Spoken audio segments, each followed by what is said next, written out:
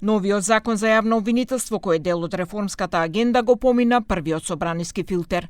Министерот за правда Игор Филков, образложувајќи го законот пред пратениците, рече дека со него поефикасно се уредува организацијата и надлежностите на јавно обвинителскиот систем на земјава, кој е усогласен со европските стандарди. Воедно тој посочи дека се менува начинот на избор на државниот јавен обвинител и се воведуваат појасни правила за избор и оценување на обвинителите. Со новиот закон воведуваме јасен мерит систем за избор, унапредување и оценување на обвинителите. Ги заекнуваме гаранциите за нивната самостојност и прецизно ги ограничуваме условите под кои може да се даваат задолжителни писмени упатства. Со законот се воведуваат низа решенија со кои се подобрува функционирањето на обвинителството.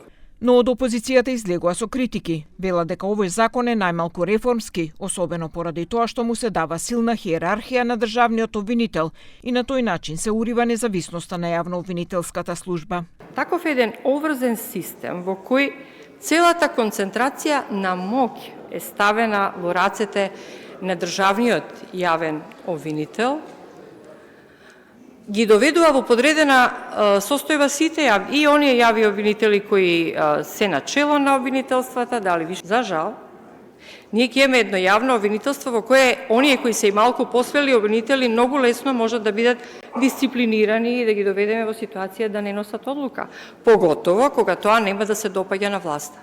Пратениците од мнозинството пак со став дека овој закон е добра основа за воспоставување систем кој конечно треба да профункционира.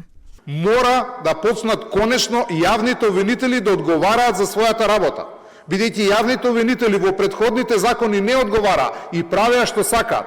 И таа нивна наводна независност е всушност правење на Законот за јавни обвинители пред да оди на понатамошна постапка ќе се најде на јавна расправа на која ќе дебатираат експерти и професори од оваа област, а кои ќе бидат предложени од сите пратенички групи.